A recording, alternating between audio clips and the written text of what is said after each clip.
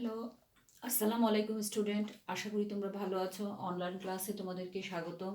আমরা কমপ্লিটিং শিখছিলাম। আমরা ইতিমধ্যে অনেকগুলো রুলস সম্পর্কে জেনেছি। আজকের ক্লাসে আশা করি কমপ্লিটিং করার জন্য যে সমস্ত রুল লাগে মোটামুটি সেগুলো জেনে যাব। এখন দেখো, ইনস্পাইট অফ ডেসপাইট, এইটা আমরা এই ক্লজটা ব্যবহার করি বা এই ফ্রেজটা আমরা ব্যবহার করি সাধারণত সিম্পল সেন্টেন্স তৈরি করতে। তোমাদেরকে মনে রাখতে হবে ইনস্পাইটের পরে অফ আসে, ডেসপাইটের পরে আসে না। সেটা ইনস্পাইট অফ বা ডেসপাইট মানে হচ্ছে সত্ত্বেও। এখন আমরা যখন এই ইনস্পাইট অফ বা ডেসপাইট অফ যুক্ত ক্লজ পাবো, তখন সেটাকে যখন আমরা কমপ্লিট করতে যাব, তখন প্রথম ক্লজটাতে যে কথাটা থাকবে তার বিপরীত কথা দিয়ে আমরা দ্বিতীয় ক্লজটা পূরণ করার চেষ্টা করব। যেমন দেখো, ইনস্পাইট অফ হিজ পোভার্টি, তার দারিদ্রতা থাকা সত্ত্বেও। এখন তার দারিদ্রতা থাকা সত্ত্বেও আমি বিপরীত ক্লজে কি বলতে পারি? আমি বিপরীত ক্লজে বলতে পারি হি ইজ অনেস্ট। তিনি তার যে দারিদ্রতা, এটার সুযোগ না নিয়েও, এটাকে ওভারকাম করেও তিনি হচ্ছেন সৎ। সৎ। আবার দেখো, despite of his good qualification, তার ভালো যোগ্যতা থাকা সত্ত্বেও কি করেছে? He did not get A job, তিনি কি করেননি? চাকরি পাননি। তাহলে কি হচ্ছে? ইনস্পাইট অফ অফ অথবা ডেসপাইট যেটাই থাকুক না কেন, সেই যুক্ত যদি আমার ক্লজ থাকে, তাহলে দ্বিতীয় ক্লজটাকে আমরা প্রথম ক্লজে যেই কথাগুলো বলেছে তার বিপরীত অর্থ নিয়ে এসে আমি সেন্টেন্সটাকে কমপ্লিট করব। এবার নেক্সটে চলে যায়। এখন দেখো, ইনস্টেড অফ যেগুলো মোটামুটি আমার কমপ্লিটিং করতে লাগে, আমি সেই সমস্তগুলো করব। নেক্সট ক্লাসে এক্সারসাইজ শুরু করব। এক্সারসাইজ করতে গিয়ে যদি তখন কোনো কিছু নতুন কিছু শেখানোর লাগে, তখন সেটা আমি শেখাবো।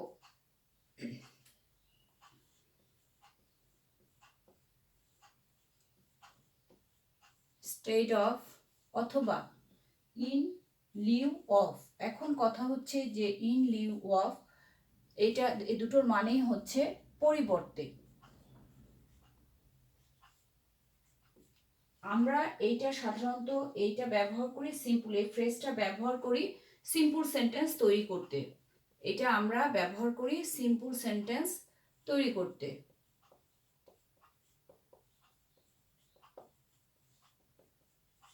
সাধারণত যখন একটা জিনিসের পরিবর্তে আমরা আর একটা জিনিস চুজ করি, তখন এই ফ্রেজটা আমরা ব্যবহার করি। সাধারণত আমি কি বলি? যেই সেন্টেন্সটা কমন থাকে, I took logic.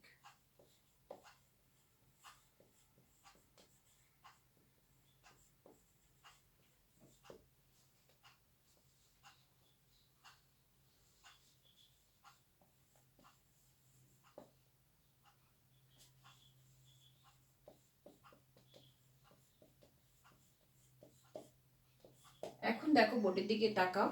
I took dash instead of history. History একটা সাবজেক্ট, তাহলে বলা হচ্ছে যে আমি ইতিহাসের পরিবর্তে, তাহলে দুটো বিপরীত জিনিসের মধ্যে আমি একটাকে বেছে নিচ্ছি। I took logic instead of history. আবার he ate meat in lieu of dash, তাহলে আমাকে কি করতে হবে? তাহলে আর একটা নাউন নিয়ে আসতে হবে। সে মাংস খেয়েছিল কিসের পরিবর্তে? মাছের পরিবর্তে। তাহলে কি দেখা যাচ্ছে? যদি ইনস্টেড অফ আর ইন লিউ অফ থাকে, তাহলে আমাকে আর একটা নাউন বা যে বিপরীত কথাটা বলবে তার বিপরীত নিয়ে আসতে হবে। এরপর দেখো, because of, on account of, এটা অনেক পুরনো একটা। ওয়িং টু, ডিউ টু, এটা হচ্ছে কারণে। এটা পুরোগুলোর মানে যেটাই থাকুক না কেন, সেটার মানে হচ্ছে তোমাকে একটা কারণ ব্যাখ্যা করতে হবে। তাহলে আমি যদি বলি he did not attend the class, তাহলে তোমাকে এখানে যদি বিকজ অফ দেওয়া থাকে তোমাকে একটা যথোপযুক্ত কারণ নিয়ে আসতে হবে। তাহলে সে ক্লাসে উপস্থিত হতে পারে নাই, কি কারণে উপস্থিত হতে পারে না? বিকজ অফ হিজ ইলনেস, তার অসুস্থতার কারণে সে হচ্ছে ক্লাসে অ্যাটেন্ড হতে পারে নাই। আবার কি হচ্ছে দেখো,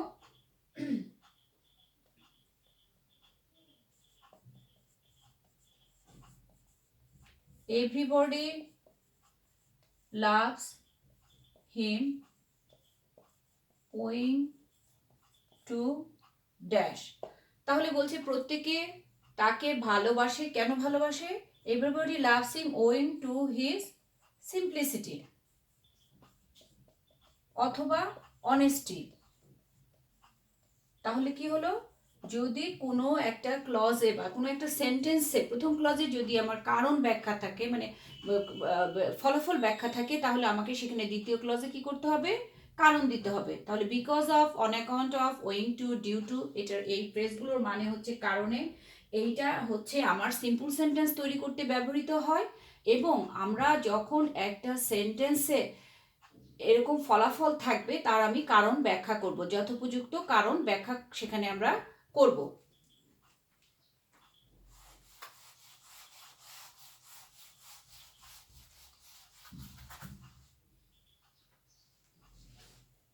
এরপরে দেখো,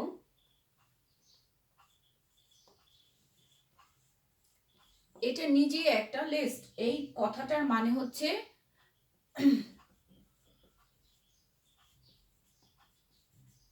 পাছে ভয় হয় যে, এটা নিজেই একটা হচ্ছে নেগেটিভ ওয়ার্ড। কাজে যে সেন্টেন্সে যেই ক্লজটাতে আমার লিস্ট থাকবে সেই বাক্যটাকে আমি বাড়তি আবার ডু নট, ডিড নট, এগুলো কিছুই নিয়ে আসবো না। যেহেতু এটা একটা নেগেটিভ অর্থ প্রদান করে, সেহেতু আমি এটাকে যখন কমপ্লিট করতে যাব তখন আমি কোনো রকমের নট এরকম ব্যবহার করব না।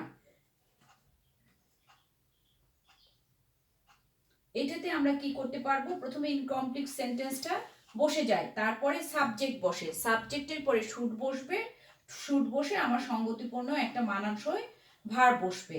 তাহলে যেমন আমি বলতে পারি,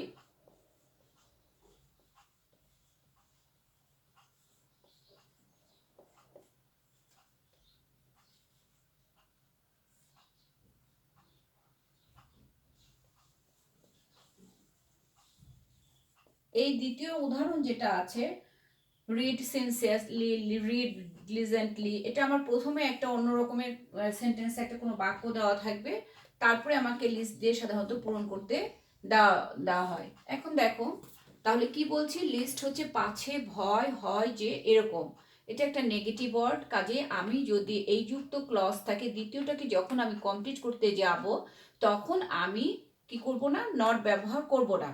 হি র্যান ওয়ে, লিস্ট হি, এখানে আমি কি দিতে পারি, হি শুড বি সিন দিতে পারি, কট দিতে পারি। সে পালিয়ে গিয়েছিল, কেন পালিয়ে গিয়েছিল? যাতে করে তাকে কেউ না দেখে বা সে ধরা না পড়ে।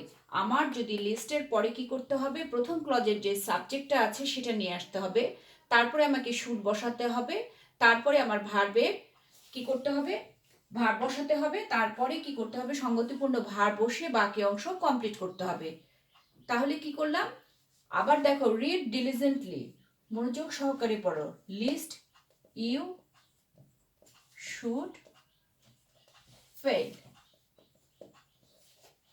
তাহলে কি হলো, যদি আমার লিস্টযুক্ত বাক্য থাকে তাহলে দ্বিতীয় সেন্টেন্স কমপ্লিট করার জন্য আমি সাবজেক্টের পরে শুড বসাবো, মানানসই ভার্ব দিব, প্রয়োজন অনুসারে যদি অতিরিক্ত কোনো কথা লাগে, আমি যদি এখানে you should fail in the examination দিতাম তাহলে হতো, আবার ইউ শুড ফেল দিয়েও যদি আমি রেখে দিই কমপ্লিট হচ্ছে এটা, সেটার জন্য আমাকে বাড়তি আর ওই প্রিপোজিশনাল ওই অংশটুকু নিয়ে আসা লাগবে না।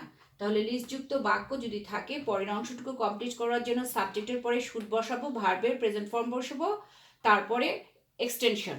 এরপরে দেখো, হ্যাড বেটার, উড বেটার বা উড রাদার।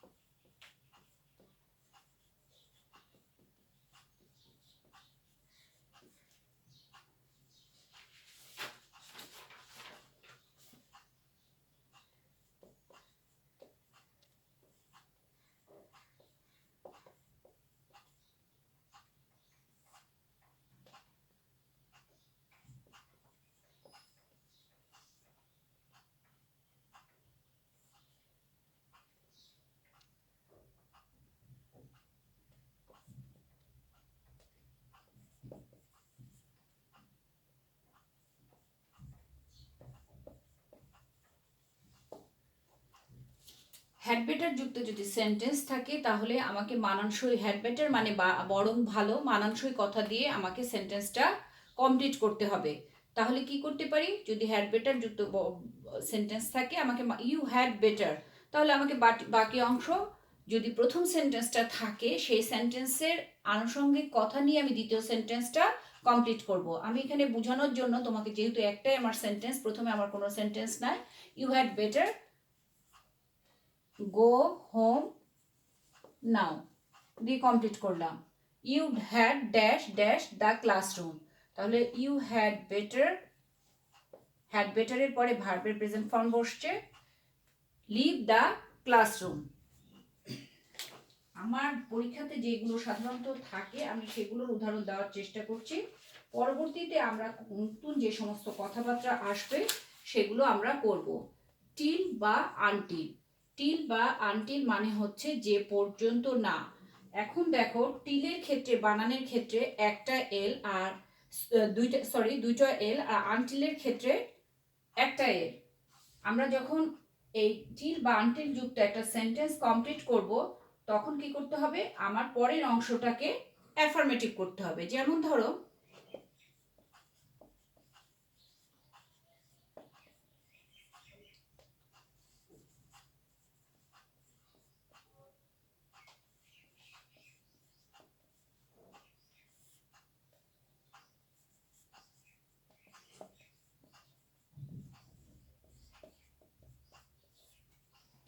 দেখো আনটিল টিল যে পর্যন্ত না, তাহলে আমি যে দ্বিতীয় সেন্টেন্সটা যেটাতে অংশটাকে কমপ্লিট করব সেটা আমাকে অ্যাফার্মেটিভ করতে হবে। ওয়েট আনটিল, অপেক্ষা করো যে পর্যন্ত না, দ্য রেইন স্টপস, বৃষ্টি না হওয়া পর্যন্ত তুমি এখানে অপেক্ষা করো। Wait for me till I return বা আই কাম ব্যাক, আমি ফিরে না আসা পর্যন্ত অপেক্ষা করো। তাহলে টিল বা আনটিল পর্যন্ত যে যদি যুক্ত কোনো ক্লজ থাকে তাহলে সেটাকে যখন আমি পূরণ করব বা কমপ্লিট করব তখন দ্বিতীয়টা যাতে অ্যাফার্মেটিভ হয় সেই বিষয়ে লক্ষ্য রাখবো।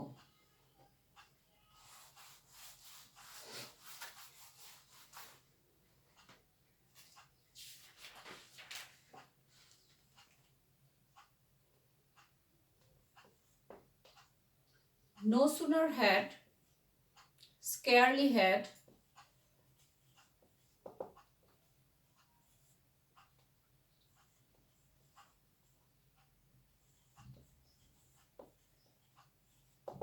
এখানে তোমাকে খেয়াল রাখতে হবে নো সুনারের পরে হ্যাড বসে, স্কেয়ারের হ্যাডের পরে হোয়েন বসে, নো সুনার হ্যাডের পরে দেন বসে, আর স্কেয়ারলি হ্যাডের পরে হোয়েন বসে। দেনের বানানে দেন THEN হবে না, দেন THAN হবে।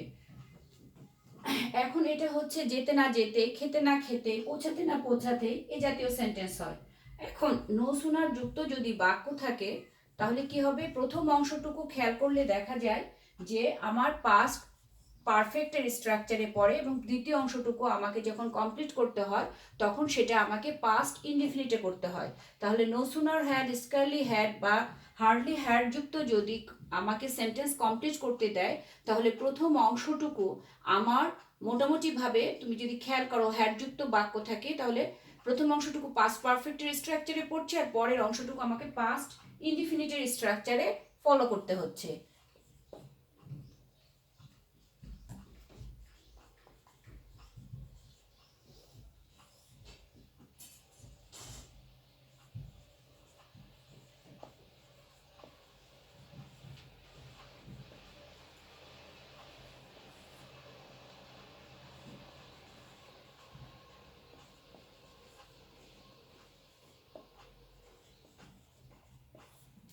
দেখো no sooner had, scarcely had, যেতে না যেতে, পৌঁছাতে না পৌঁছাতে।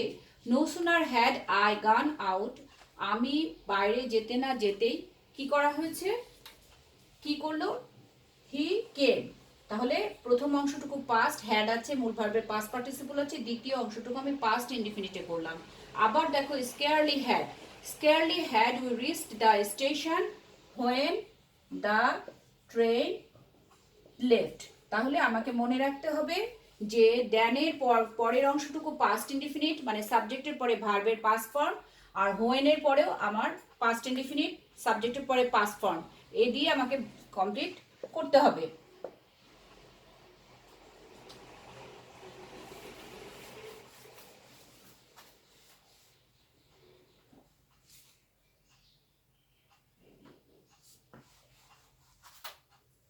এখন দেখো, উইদাউট মানে ছাড়া, উইদাউট প্লাস জিরান যুক্ত যদি বাক্য থাকে তাহলে কি করতে হবে, আমাকে কি করতে হবে দেখো, উইদাউট জিরান বসালাম, উইদাউট জিরান যুক্ত যদি আমাকে প্রথম প্রিন্সিপাল ক্লজটাতে থাকে তাহলে দ্বিতীয় ক্লাসটা যখন আমি করব তখন আমি একটা পার্সোনাল সাবজেক্ট নিয়ে আসব, মানানসই ভার্ব নিয়ে আসব, তারপরে আমি সেন্টেন্সটাকে কমপ্লিট করব।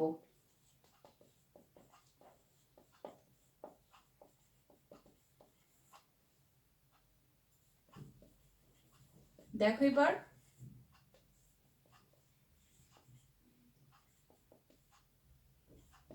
উইদাউট রিডিং মোর, অতিরিক্ত বা যথাযথ পড়াশোনা ছাড়া, তাহলে আমি একটা পার্সোনাল সাবজেক্ট নিয়ে আসলাম, ইউ ক্যান নট পাস বা you can not pass in the examination. আবার কি হলো, উইদাউট টেকিং ফিজিক্যাল এক্সারসাইজ, মানে যথাযথ তুমি শারীরিক কসরত করা ছাড়া আমি কি করতে পারি, you can not be fit. কিংবা কি দিতে পারি, আমি দিতে পারি we can not keep our body fit and fine. এটা আমি ইউ দিয়েও দিতে পারি পার্সোনাল সাবজেক্ট, আবার উই দিয়েও দিতে পারি। তাহলে উইদাউট জিরান যুক্ত যদি সেন্টেন্স থাকে তাহলে দ্বিতীয় ক্লজে আমাকে কি করতে হবে, একটা পার্সোনাল সাবজেক্ট নিয়ে আসতে হবে, মানানসই ভার্ব নিয়ে আসতে হবে, দিয়ে সেন্টেন্সটাকে কমপ্লিট করতে হবে। ইতিমধ্যে আমরা কি করলাম, অনেকগুলো নিয়ম শিখে আসলাম। এখন একটা জিনিস খেয়াল করো, আমি এখানে আর একটা জিনিস নিয়ে আসছি, বাই যোগ জিরান যদি থাকে,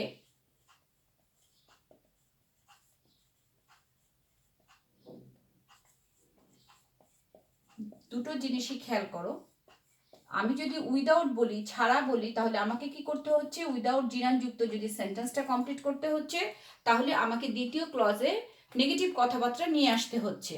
কিন্তু আমার যদি বাই যোগ জিরান থাকে তাহলে একই নিয়মে হবে, কিন্তু আমাকে দ্বিতীয় ক্লজটাকে অ্যাফার্মেটিভ করতে হবে।